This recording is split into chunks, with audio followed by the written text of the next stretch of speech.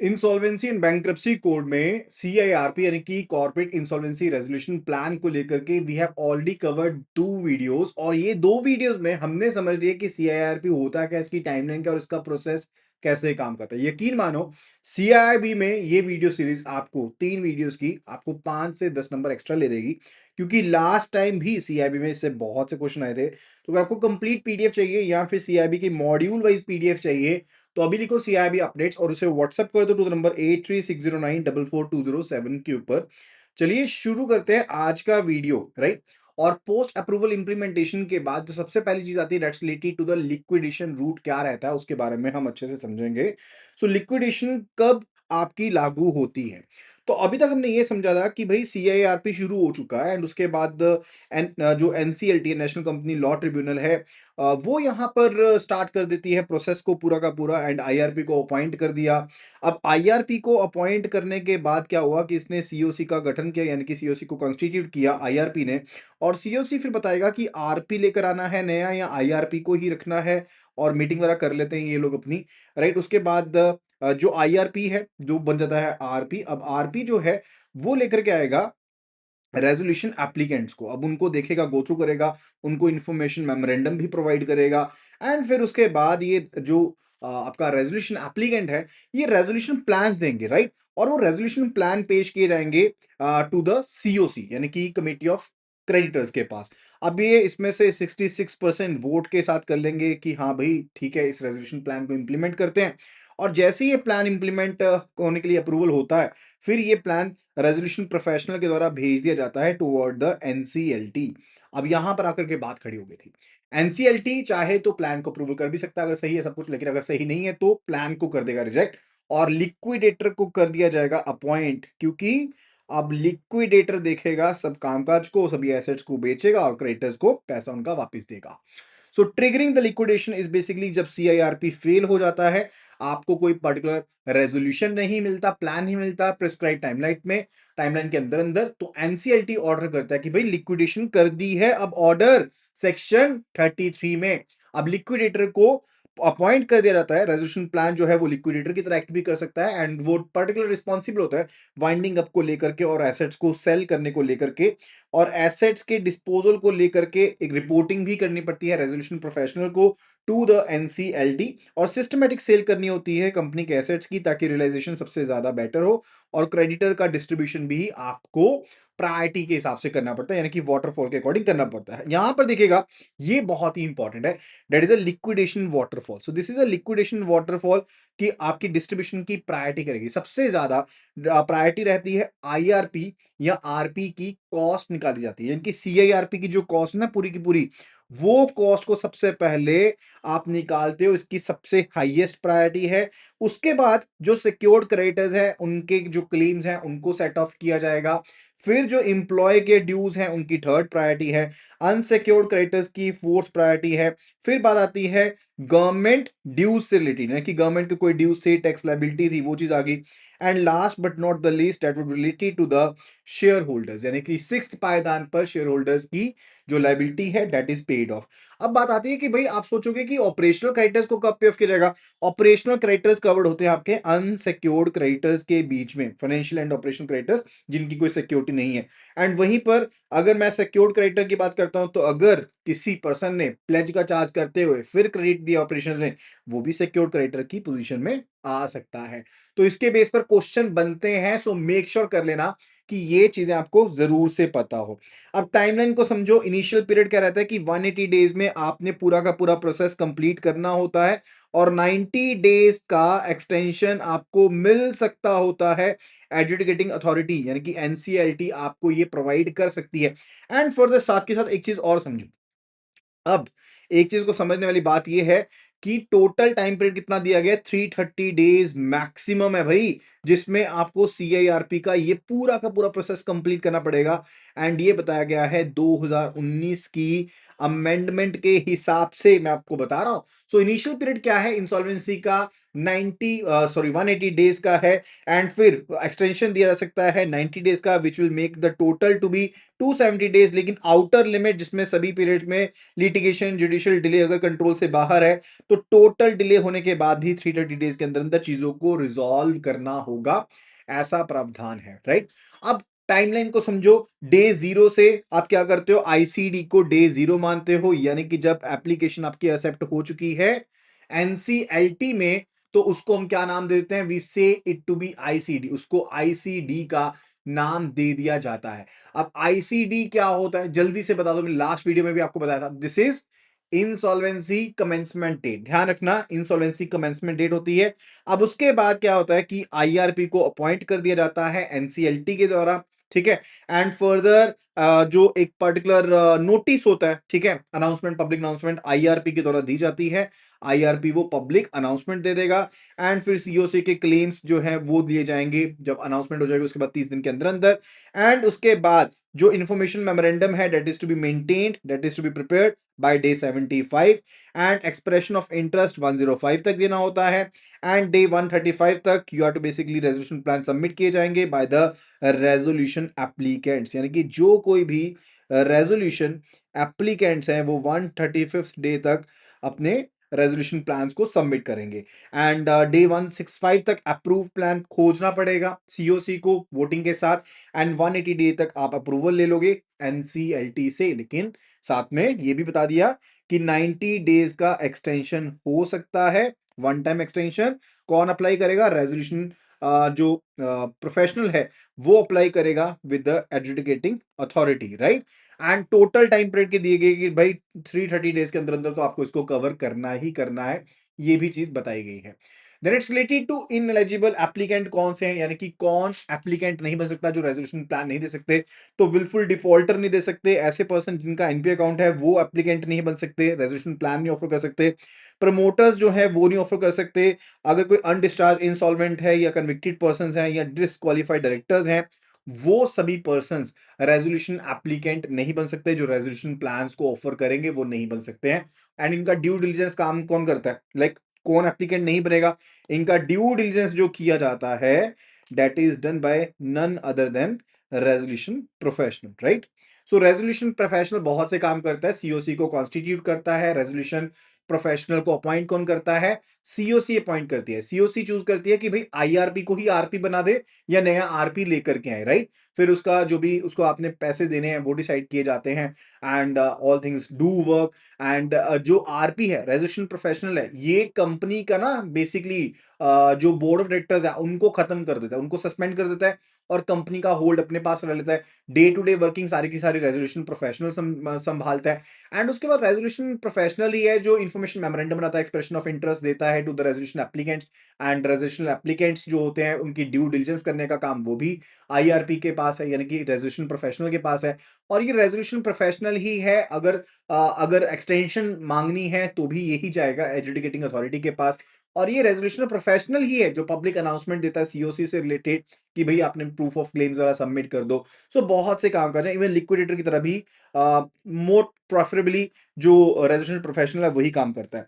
Now it's related to avoidance transactions.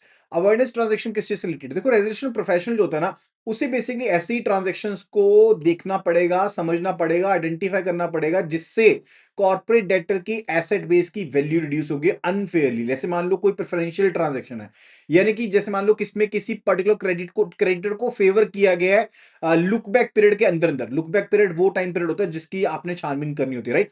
तो अगर ये देखेगा कोई ऐसी ट्रांजैक्शन तो नहीं की गई जिसमें किसी पर्टिकुलर क्रेडिटर को फेवर किया गया है, या कोई अंडर वैल्यू ट्रांजैक्शन तो नहीं है, मान लो अपना एसेट 1 करोड़ का था बेच दिया 10,000 में, या मान लो कोई चीज ऐसी थी एक्वायर करनी थी 1 करोड़ की थी, एक्वायर कर ली सिर्फ उसने 2 करोड़ में, राइट। ऐसी अंडर वैल्यूड या हाई वैल्यू ट्रांजैक्शन तो नहीं है, कोई फ्रॉडुलेंट ट्रांजैक्शन तो नहीं थी, यानी कि कोई insider trading D fraud company process तो नहीं चल रहा था, कोई एक्सटॉर्शनेट क्रेडिट तो नहीं है, यानी कि कुछ जो बेसिकली ऐसी टर्म्स के साथ आपने लोन तो नहीं दे दिया ठीक है? तो वो सब चीज़ें आपको ध्यान में रखनी पड़ेगी कि भई इनका अपना जो वैल्यू है वो ना कम हो जाए। तो ये किसकी ज़िम्मेदारी है? This is the resolution professional's ज़िम्मेदारी कि उसको इन्वेस्टिगेशन करनी पड़ेगी। ये उसके पास राइट एंड ऑब्लिगेशंस रहेंगी। फर्दर राइट्स क्या होते हैं ऑपरेशनल क्रेडिटर्स के? Let's have a look at it. See अब यहां पर मिनिमम पेमेंट प्रोटेक्शन मिलती है ऑपरेशनल क्रेडिटर्स को। यानी कि कोई भी अप्रूव्ड अगर रेजोल्यूशन प्लान बनता है तो वहां पर पेमेंट की जाएगी उसके हिसाब से ऑपरेशनल क्रेडिटर को, जो कि किस अमाउंट से लेस नहीं होगी। यानी कि आप देखो लिक्विडेशन वाटरफॉल है जो मैंने आपको बता दिया। सबसे पहले आपको किसका पैसा देना, आईआरपी या आरपी का पैसा देना है। फिर आपने पैसा देना है अपने जो सिक्योर्ड पर्सन है उनका पैसा दे देना है। ठीक है, तो इस तरह से वाटरफॉल के बारे में हमने समझा था, राइट? वाटरफॉल फॉल जो मॉडल था लिक्विडेशन का वो हमने देखा था। तो अमाउंट जो मिलेगा लिक्विडेशन वाटरफॉल के हिसाब से या तो वो मिलेगा, या फिर जो अमाउंट प्रपोज किया गया था प्लान में whichever will be higher, वो पैसा किन्हें मिलेगा? That will be given to the operational creditors. यानी कि वाटरफॉल के हिसाब से जो पैसा मिल रहा है वो, या फिर जो रेजोल्यूशन प्लान आपका इंप्लीमेंट होना उसमें जो पैसा कहा गया कि ऑपरेशनल क्रेडिटर्स को मिलेगा, whichever will be higher, उतना पैसा दिया जाएगा ऑपरेशनल क्रेडिटर्स को। ये चीज बेसिकली इंश्योर करेगी जो ऑपरेशनल क्रेडिटर्स है ना उनको डिसएडवांटेज नहीं होता रेजोल्यूशन को लेकर के, बिकॉज रेजोल्यूशन जो पर्टिकुलरली ऑपरेशनल क्रेडिटर्स होते हैं ना उनके पास वोटिंग राइट नहीं होते हैं। ये चीज समझनी यहां पर जरूरी है। क्लियर है? फिर बताती है related to role of IBBI क्या करती है, रेगुलेशन को सेट करने का काम, डिसिप्लिनरी एक्शन लेने है उसका काम, अगर इंसॉल्वेंसी प्रोफेशनल्स हैं उनको मॉनिटर करने का काम, ट्रांसपेरेंसी को इंश्योर करने का काम, ये सारा काम किसका है? This is with the IBBI, insolvency and bankruptcy board of India का है। Now let's have a look at the CIRP versus liquidation. अब क्या क्या है? अब देखो रेजोल्यूशन का ऑब्जेक्टिव क्या है। सीआईआरपी का मेन एम क्या रहता है कि बिजनेस कंटिन्यू चलता रहे, जॉब्स प्रोटेक्टेड रहे, सप्लाईज रिटेन रहे, वैल्यू मैक्सिमाइज हो जाए, स्टेक होल्डर को बेटर रिटर्न्स मिल जाए। भाई यही तो सब चाहते होते हैं कि सब कुछ अच्छा अच्छा हो जाए। ठीक है, लेकिन अगर लिक्विडेशन हो गई उससे क्या होगा?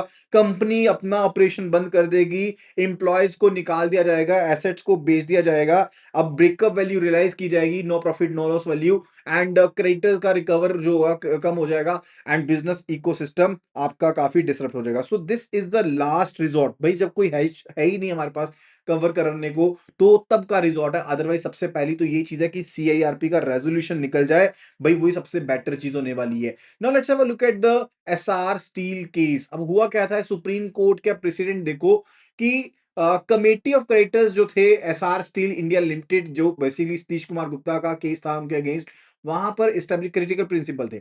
जो प्राइमरी था, प्राइमेसी थी बेसिकली सीओसी कमर्शियल विजडम को लेकर के, एंड जो फाइनेंशियल क्रेडिटर्स थे, राइट, वो बेसिकली उनको डिफरेंशियल ट्रीटमेंट दिया जा रहा था। एंड ऑपरेशनल क्रेडिटर्स बेसिकली उनको मिल गया कि फेयर डिस्ट्रीब्यूशन मिलेगी। एनसीएलटी का स्कोप काफी ज्यादा लिमिट हो गया था, राइट। सो ऑपरेशनल क्रेडिटर्स को पूरा पैसा नहीं मिला था, तभी ये जजमेंट दी गई थी, जिसके बेस पर मैंने आपको बोला कि ऑपरेशनल क्रेडिटर्स को हायर ऑफ द अमाउंट मिलेगा। यानी कि या तो जो पैसा लिक्विडेशन वाटरफॉल के हिसाब से मिला था वो, या फिर जो प्लान में आपने डिसाइड किया रेजोल्यूशन प्लान में वो उसके हिसाब से पैसा मिला था। So that was a judgement that was given by Supreme court.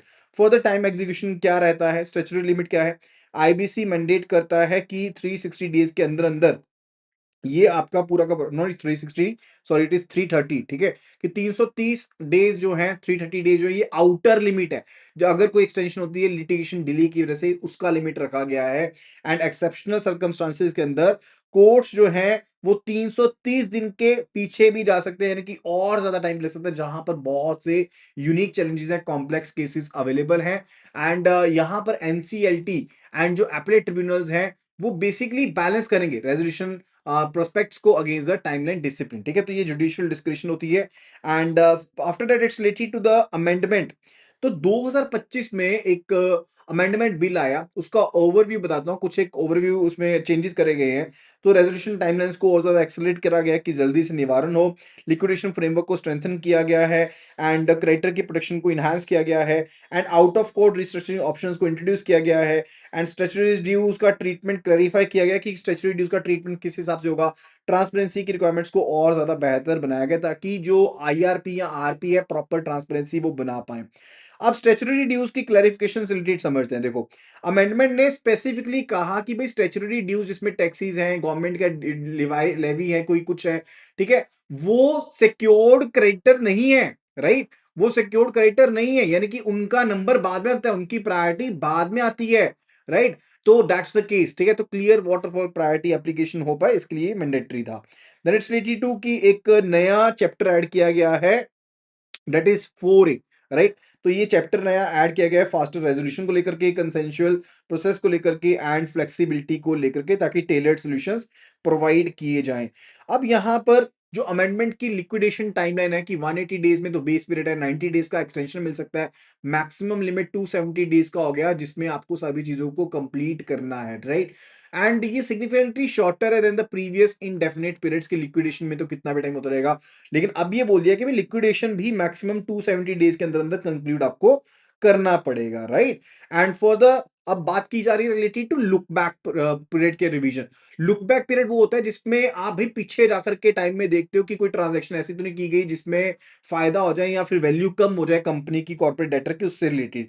तो अमेंडमेंट जो है वो बेसिकली रेफरेंस पॉइंट को शिफ्ट कर देती है, filing of the application, admission से नहीं, एप्लीकेशन के से कर देती है, कि आप एप्लीकेशन से लुक बैक पीरियड को पीछे देखोगे। पहले क्या होता था कि आप आईसीडीसी देखते थे, तो आपका longer effective look back window बन जाएगा कंपैरेटिवली, जहां पर एक एप्लीकेशन लगाई गई, अब एडमिसिबल वो 14 दिन तक होती है नहीं होती है वो बाद की बात है, लेकिन अब आप एप्लीकेशन की डेट के हिसाब से लुक बैक पीरियड पीछे देखने वाले हो, एंड ज्यादा सस्पिशियस ट्रांजेक्शन्स को समझ सकते हैं, मैनिपुलेशन का स्कोप और कम हो जाएगा, एंड एसेट रिकवरी का जो पोटेंशियल है वो भी बढ़ जाएगा। अब आईबीबीआई की रेगुलेशन के अपडेट है, इन्होंने डिस्क्लोजर रिक्वायरमेंट बढ़ा दी है कि भाई ज्यादा डिस्क्लोजर्स करने पड़ेंगे, जैसे कि एसेट्स को लेकर के, जब एसेट को सेल किया जाता है ना, तो उनकी रिपोर्टिंग भी करनी होती है, राइट? तो एक्चुअल में आईआरपी को ना अलग अलग रिपोर्ट्स को भेजना पड़ता है, लाइक एक रिपोर्ट होती है लाइक पब्लिक अनाउंसमेंट जो आप करते हो, जिसमें आप कहते हो कि भाई सीसी अपने सीओसी को लेकर के आना है, राइट? एंड फिर एक रिपोर्ट होती है जिसमें आप सर्टिफाई करते हो कि अपने सीओसी को कंस्टिट्यूट कर दिया है, वो भी एनसीएलटी को, यानी कि एडजुडिकेटिंग अथॉरिटी को भेजनी होती है। फिर आप एक कम्युनिकेशन भेजते हो रिटर्न फॉर्म में, फॉर्म 2 की फॉर्म में एनसीएलटी को, जिसका पर्पस होता है कि आईआरपी का रिटर्न कंसेंट होता है कि जो प्रपोज किया गया एप्लीकेंट के द्वारा, राइट, उसके केस में होता है। एंड फर्दर आप जब एसेट्स का कंट्रोल लेते हो, रिपोर्ट्स का कंट्रोल लेते हो, तो आप सीओसी को, एनसीएलटी को रिपोर्टिंग करते हो, उस चीज से रिलेटेड आईआरपी को रिपोर्टिंग करनी पड़ती है। एंड एक प्रिलिमिनरी रिपोर्ट होती है जो कि एनसीएलटी को भेजनी पड़ती है, जिसमें कॉर्पोरेट डेटर्स के स्टेट ऑफ अफेयर्स कैसे थे, डिफॉल्ट को कंफर्म करना, की रिस्क क्या है, बिजनेस वाइबिलिटी क्या है, उन सभी चीजों को रिपोर्ट करना पड़ता है, एक प्रिलिमिनरी रिपोर्ट होती है। एंड फर्दर एक होती है लाइक सस्पेंडेड डायरेक्टर्स हैं, अगर उनकी नॉन कॉपरेशन होती है तो उसके रिलेटेड रिपोर्ट भेजनी होती है, एनसीएलटी को भेजनी पड़ती है। So these are the different reports, right? इसके अलावा इंफॉर्मेशन मेमोरेंडम, प्रोग्रेस रिपोर्ट्स भेजनी पड़ती है मंथली या पीरियोडिक बेसिस के ऊपर, लाइक जो भी एनसीएलटीज मैंडेट करते हैं कि मंथली प्रोग्रेस भेजो एसेट्स के साथ रिलेटेड, या सीआईआरपी प्रोसेस के साथ रिलेटेड, या फिर स्टेटस प्लान के साथ रिलेटेड, लीगल इश्यूज के साथ related. So those are to be done. ऐसे ही अगर एक्सप्रेशन ऑफ इंटरेस्ट होता है, उसकी रिपोर्टिंग पब्लिक को देनी होती है, आईबीबीआई को बतानी होती है, वेबसाइट के ऊपर आपको बतानी पड़ेगी। And further compliance certificates are to be given to NCLT, वो भी आपको रिपोर्टिंग करना पड़ेगा, राइट? आईआरपी को रिपोर्टिंग करना पड़ता है। एंड अगर अवॉइडेंस ट्रांजेक्शन को रिलेटेड देखें तो वो भी रिपोर्टिंग देनी पड़ती है कि भाई आपने इंप्लीमेंट कर लिया इस चीज को, right? And further valuation report, ये वैल्यूएशन रिपोर्ट जो है ना, वो आपको किसको फाइल करनी पड़ेगी? That is to be file to COC, यानी कि कमिटी ऑफ क्रेडिटर्स को फाइल करनी पड़ेगी। सो रिपोर्टिंग से रिलेटेड भी इवन जो स्टैंडर्ड्स हैं, those are being concerned and made by, ताकि परसिस्टेंस एंड कंसिस्टेंसी बनी रहे, वो आईबीपीआई डिसाइड करता है। एंड रिलेटेड पार्टी जो ट्रांसपेरेंसी मेंटेन करने का काम है, कि जो भी रिलेटेड पार्टी ट्रांजैक्शंस होंगी उनकी आपको ट्रांसपेरेंसी मेंटेन करनी पड़ेगी। दैट इज बेसिकली नए अपडेट्स हैं जो दिए गए हैं, right? So these are the latest updates, and COC की पावर को स्ट्रेंथन कर दिया गया है अब, लाइक जो कमेटी ऑफ क्रेडिटर्स है। अब लिक्विडेशन ओवरसाइट है, यानी कि 2025 की अमेंडमेंट्स है ना, वो सीओसी को इनहांस कर रही है, सुपरवाइजरी पावर्स को over the liquidation proceedings, right? यानी कि अगर आपको लगता है कि इसको सुपरवाइज किया जा सकता है, एक वायबल प्लान बन सकता है, तो आपको ज्यादा बेटर कंसर्न दिया जाएगा। आप सीओसी जो है वो रिकमेंड कर सकते हैं कि भाई अगर आपने लिक्विडेटर को रिकमेंड करना है, नया लेके आना है या उसको रिप्लेस करना है, सो अगर आपको लगता है परफॉर्मेंस अनसेटिस्फैक्टरी, तो COC can now do that कि नया लिक्विडेटर लेके आओ, right? That can be done now, ठीक है? And strategic direction now, credit control से रिलेटेड, लिक्विडेशन से लेकर, ताकि एसेट की मैक्सिमाइजेशन आपके पास हो सके, रियलाइजेशन जो भी पैसा को मिलना है एसेट से, तो that basically is a good point, right? ताकि क्रिएटर्स के पास अब कंट्रोल है, क्योंकि पैसा तो अल्टीमेटली उन्हीं को मिलना ना पहले। And for the it's about a case study which is given over there, but right now I'm not going to discuss about the same. So important चीजें यही थी जो अभी तक मैंने आपको बताई हैं रिलेटेड टू CIRP। एंड अब नेक्स्ट जो हमारा IBC से रिलेटेड पार्ट रहेगा उसमें हम PIRP की बात करेंगे जो MSME से रिलेटेड होता है। एंड CIRP यहीं पर हम खत्म करते हैं topic. And further I will tell you the difference between the CIRP and the PIRP as well. So make sure करना कि अगर आपको ये PDF चाहिए तो अभी के अभी आप मुझे व्हाट्सएप कर दो राइटिंग CAIB अपडेट्स, ठीक है। तो सिंपल सा लिखना है आपको CAIB अपडेट्स और उसे व्हाट्सएप करना है टू द नंबर 8360944207 के ऊपर। तो मैं आपके साथ शेयर भी कर दूंगा, PDF वगैरह भी शेयर कर दूंगा, उनके लिंक्स भी शेयर कर दूंगा और आपको अपने CAIB चैनल में ऐड कर दूंगा ताकि जो भी अपडेट्स हैं सभी आपको मिलते रहे, right. So that will be all, thank you so much and see you again in the next video. Happy learning.